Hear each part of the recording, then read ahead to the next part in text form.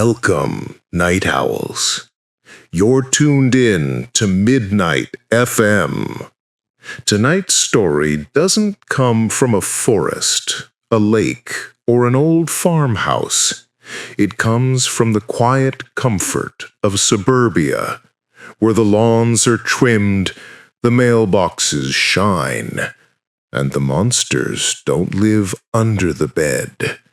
They live behind the glass. This one's called The House on Finch Street.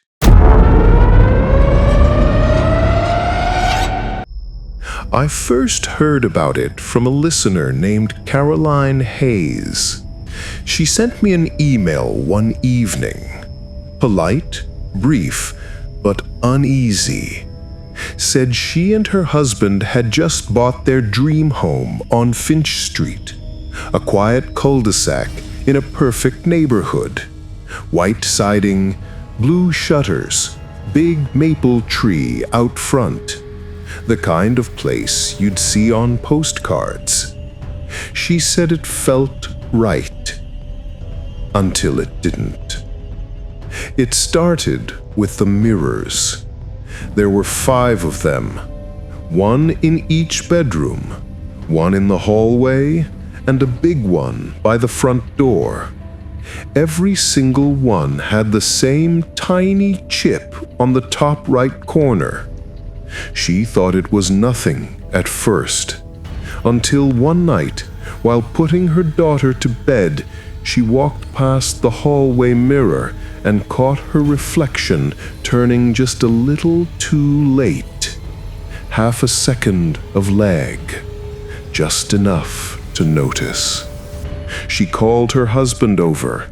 He laughed, said she was tired. But once you see something like that, you can't unsee it. A few days later, her youngest daughter, Mia, came running downstairs crying. Said she saw a lady in the bathroom mirror. When Caroline asked what she meant, Mia said, "She smiled at me, but you didn't." Caroline checked the bathroom. Nothing. But she noticed faint fingerprints smudged along the inside of the glass, not on the surface, behind it. She cleaned it. They came back the next morning. Her husband said it was just residue, maybe from the mirror's backing. Caroline didn't argue, but that night she woke up to a faint tapping sound. Soft, slow, steady. Tap, tap, tap. She followed the sound into the hallway. It was coming from the mirror. She stood there, watching it in the dark. The reflection of the lamp flickered once, twice. Then she saw movement, not behind her, behind the reflection, a faint silhouette, still, watching. She told her husband again the next morning. He rolled his eyes, said she was scaring herself, and hung a towel over the mirror. Said that would fix it. It didn't. Even with the towel up, she could still hear the tapping. That afternoon, she went into the basement to unpack old boxes. The air was cold, heavy with dust and the faint smell of rot. In the far corner, she found a crate covered with a sheet. Inside was a broken mirror, frame splintered, glass shattered into 5 pieces. Each shard had a chip in the top right corner. That's when she called me. Her voice shook while she spoke, quiet but trembling. She said, "The mirrors don't match anymore." I asked what she meant. She said sometimes when she looked into them, the reflections weren't right. Lights off when they were on in the real room. Shadows moving where there shouldn't be any. And sometimes she'd see herself walk by when she hadn't moved at all. Her husband stopped using the mirrors completely, covered them all, but she said it didn't matter. The glass still whispered at night. I told her to call the previous owner. She said the house had been sold directly, no realtor, no listing, cash only. The man who sold it said his wife had died there of a heart attack. Peaceful, he called it. But she checked the records. There had been a woman, yes, but she didn't die peacefully. She'd fallen down the stairs. Neighbors told police they'd seen her face in the upstairs window days after her death, when the house was still locked. Caroline was crying by the end of the call. Said her daughter refused to sleep in her room anymore. Kept saying the mirror lady was calling her name. Then she whispered, "I think she wants out." I asked who. She said, "The woman in the reflection. She's closer every night." I told her to leave the house, get out, stay with family, stay anywhere but there. She said she would, but that was the last time I heard her voice. A week later, I got an email. It wasn't from Caroline. It was from her husband. The subject line read, "You were right." He said Caroline was gone, no forced entry, no struggle. Her car still in the driveway. The police found nothing unusual, except the mirror in the upstairs hallway. It was shattered, every piece missing, except one small shard with a chip in the top right corner. And in that shard, they said, was a reflection, a woman's hand pressed against the inside of the glass. After that last email, I couldn't get the story out of my head.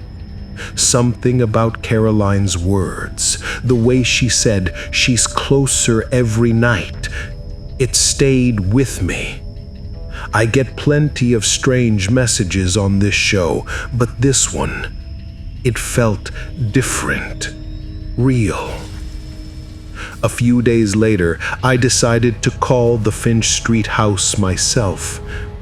The number was still active. I found it through the old listing archive. When I dialed, no one answered, but someone picked up on the third try. At first, I didn't hear anything, just faint static. Then a voice, low and uneven, came through. "Who is this?" I said my name, told them I hosted Midnight FM, that I'd spoken with Caroline. There was a pause. Then a man's voice, hoarse, tired. "This isn't a good time," he said. Then the line went dead. I checked the local paper that night. No obituary, no missing person update, nothing. But in the police blotter section, there was one small note. Unexplained disturbance, 402 Finch Street. It mentioned neighbors reporting sounds of breaking glass and someone screaming behind the walls. Officers had investigated but found no one home. That was enough for me. I packed my recorder and drove up there the next morning. Finch Street was quiet. Too quiet. No kids outside, no cars parked along the curb. The house looked exactly like Caroline had described: white siding, blue shutters, neat lawn, and that huge maple tree swaying just a little too slowly in the wind. The blinds were drawn, but one upstairs curtain moved as I parked. I told myself it was the wind. The front door creaked when I knocked. No answer. I waited, then called out, "Mr. Hayes, I'm Jacob from Midnight FM." The door opened an inch, enough for me to see a shadow on the other side. He looked worse than I expected. Eyes hollow, face pale, unshaven. Said he hadn't slept in 3 days. When I told him who I was, he didn't even seem surprised. Just said, "You shouldn't have come." He let me in anyway. The inside of the house felt cold, like walking into a freezer. Every mirror was covered with sheets or towels. The air smelled faintly of cleaning solution and something metallic. I asked if he'd heard anything since that night. He said, "Every night." Then pointed toward the staircase. The hallway mirror, the one Caroline said had been broken, was gone. In its place was an empty frame nailed to the wall. The drywall around it was cracked, as if someone had tried to rip it out. Mr. Hayes told me the police didn't take it as evidence. They said it was too damaged to matter. But he swore the glass hadn't been destroyed, it had been taken. I asked by who? He said, "You mean by what?" He led me to the basement. The light flickered as we went down the stairs. The smell got stronger, that damp, metallic scent that clings to the back of your throat. There, in the far corner, was the crate Caroline had mentioned. The broken mirror was still inside. But this time, the shards weren't lying flat. They were standing upright, arranged carefully in a circle. Each piece tilted slightly inward, catching what little light there was. And when I looked down into them, I realized what they reflected wasn't the basement. It was something else. A dark, endless hallway, lined with doors. Mr. Hayes said he didn't do that. Said he woke up one morning and found the shards that way. He'd tried to move them once, but the second he touched the glass, his reflection didn't move with him. It smiled. I crouched beside the crate, careful not to touch anything. When I leaned closer, I thought I saw movement inside the reflections. Shadows slipping between those endless doors. I asked if he'd tried to get rid of them. He said he had. Threw one piece out, the smallest shard, into the garbage truck. It came back the next day, lying on the kitchen counter. And in that shard, he said, he saw Caroline, just her face, staring out, her hand pressed against the glass. He stopped talking then, walked to the far wall and leaned against it, trembling. Said he still hears her voice, faint, echoing through the mirrors. She keeps saying she's cold and that she can see me. I told him to leave. He shook his head, said it wouldn't matter. that it follows reflections, not walls. You can't run from something that sees through the glass, he said. That was when I noticed it. A faint sound coming from behind me, like the crackle of static, soft, rhythmic. I turned toward the crate. The shards of glass were vibrating just slightly, and in the reflections I could see both of us, me and him. Only in the reflection, Caroline was standing between us. I stumbled back, hit the wall. When I looked again, she was gone. Mr. Hayes was staring at the glass, whispering her name. Then, all at once, the shards stopped shaking. Silence filled the room. I told him we needed to leave. He didn't move, just stared into the circle, eyes wide, whispering, "She's in there. I can see her."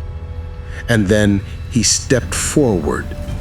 Before I could stop him, he reached into the circle, and his hand disappeared, not through the air, through the reflection. I grabbed his arm and pulled with everything I had. It came free, but it was bleeding. The skin was cold, torn open and thin, perfect lines, like glass had sliced it clean. He fell to the ground, gasping. I pulled him toward the stairs. And then I heard it. A voice. Soft. Familiar. Jacob. It came from the glass, and every shard reflected not us, but the same woman, smiling. Mr. Hayes was in shock. He sat on the basement floor, clutching his arm as blood ran between his fingers. I tore off part of my sleeve and pressed it against the cuts and told him to keep pressure on it. He kept whispering her name. "Caroline, she's there. I saw her." His voice was distant, dazed, like someone waking from a dream. The air in that basement felt heavy, like breathing through wet cloth. The circle of glass shards still stood in place, untouched, faintly humming. I couldn't see my reflection anymore. The surface had gone dark, almost black, like looking into water at night. Then, movement, a ripple, something just beneath the surface. For a second, I thought I saw Caroline again, not standing, floating. Her hair drifting slowly around her head as though she were underwater. Her eyes were open. I turned toward Mr. Hayes. He was standing now, staring at her reflection. He whispered, "She's waiting for me." Before I could say anything, he took a step toward the mirror circle. I grabbed him by the arm, but he didn't resist. He just smiled. "It's colder here than you think," he said softly. Then the lights flickered. Once, twice, and all the mirrors in the house, even the ones covered upstairs, started to hum. It wasn't loud, but the sound vibrated through the walls. Every surface that could reflect, glass, metal, even the TV screen, shimmered like rippling water. I dragged him up the stairs and into the living room. The curtains fluttered even though the windows were closed. He was shaking now, mumbling, "She said she can't leave until someone takes her place." I froze. "What do you mean, takes her place?" He looked at me, eyes wide, and whispered, "The mirrors are doors." Then every covered mirror in the house went silent, and one, just one, began to knock. 3 slow taps. I turned toward the hallway. The towel over the frame trembled, then fell to the floor. The mirror behind it wasn't cracked anymore. It was whole, perfectly clear. And in the reflection, there she was, Caroline, standing right behind me. She looked real, too real. Her skin pale, her eyes wide but calm. When I turned around, no one was there. In the mirror, she raised her hand and placed it flat against the glass. Slowly, a pale print bloomed on my side of the reflection. Mr. Hayes fell to his knees. He whispered, "Please, just let her go." The house groaned, an old wood sound, long and deep. The reflection rippled again, and for a split second, Caroline's face changed. It wasn't her anymore. Something else looked back. Its mouth stretched too wide. Its eyes were hollow, black, endless. Then the lights went out. I grabbed the nearest flashlight and pointed it toward the mirror. The glass was still glowing faintly. Something moved behind it. Dozens of shapes, shifting, slow, like people walking through fog. They didn't look alive. They looked trapped. Each reflection seemed to move in a different direction, not matching what I did. And then I saw it. My own reflection, smiling back at me. I wasn't smiling. I stepped back slowly. Mr. Hayes was gone. The basement door was open again. The light from below flickered weakly. I called his name. No answer. When I looked down the stairs, I saw him kneeling in front of the glass circle again. This time, the shards were glowing white, like frost. He was whispering something over and over. "She's calling me home. She's calling me home." Before I could reach him, the glow pulsed, a flash of light, and the air cracked like breaking ice.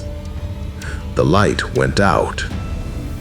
When I got to the bottom of the stairs, he was gone. No blood, no sign of a struggle. Just the mirrors, now flat, smooth, and whole again. All 5 shards had fused together into a perfect round mirror. No chips, no cracks, no scratches. It reflected the basement as it should be, except for one thing. In the reflection, the basement light was still on. I turned off the switch. The reflection stayed lit. Then a faint knock echoed from inside the glass. Once, twice, then silence. When I looked closer, I saw something behind me in the reflection. A shadow, standing at the top of the stairs. But when I turned around, there was nothing there. I left the house that night, didn't even shut the door behind me. As I drove away, I looked in my rear-view mirror, and for just a second, I saw the upstairs window. A figure stood there, watching. And as I turned the corner, the reflection in the mirror, the one in my car, smiled. but I wasn't smiling. I didn't go back to Finch Street for a long time. For months, that house lived in my head like a stain I couldn't wash out. Some nights when I walked past the studio window, I'd catch a flicker of movement in the reflection, a shape standing just behind me, gone the moment I turned. I kept telling myself it was exhaustion, late nights, too much caffeine, too many stories like that one. But deep down, I knew something had followed me. 3 weeks later, a detective from the local precinct called the station, said they'd reopened the case after another complaint from Finch Street. A new family had moved in, a young couple with a baby. They hadn't lasted a week. The wife had seen someone in the hallway mirror. Tall, female, standing where the light never reached. She said the woman smiled and whispered a name. Not hers, mine. The detective wanted to know if I had any connection to the previous owners. I told him no, not really. Just a story from a listener. He said, "Well, you might want to see this," and sent me a photo from the basement. It showed a mirror, whole again, perfectly round, no cracks. In the reflection, faint and distorted, was my face. Except I hadn't been there. I hadn't been anywhere near that house. I didn't answer his next call. Didn't want to, because by then, things had already started happening at home. Small at first, my bathroom mirror fogging over even when the water wasn't running, fingerprints appearing inside the glass, and every now and then, a faint, rhythmic tapping.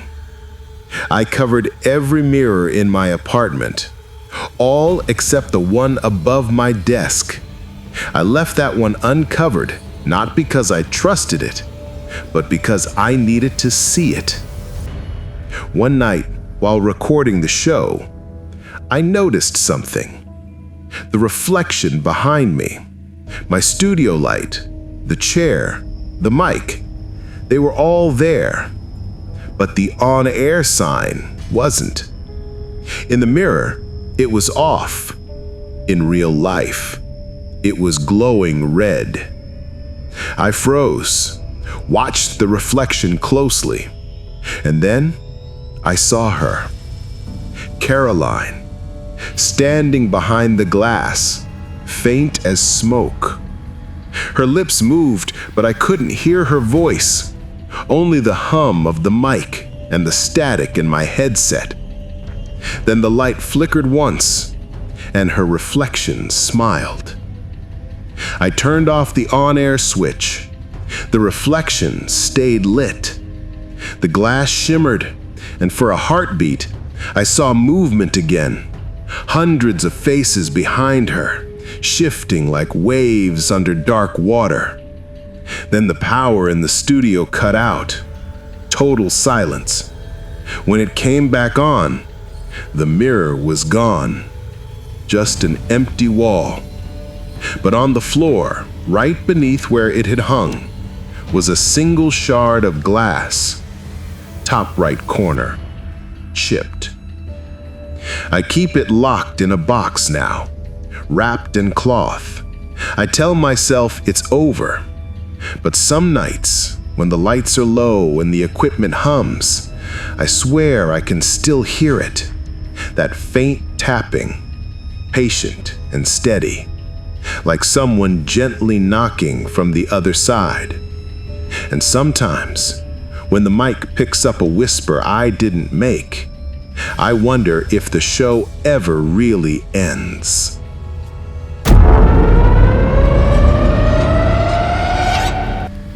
You've been listening to Midnight FM. That was The House on Finch Street. Maybe you've looked into a mirror tonight. Maybe you'll look again before bed.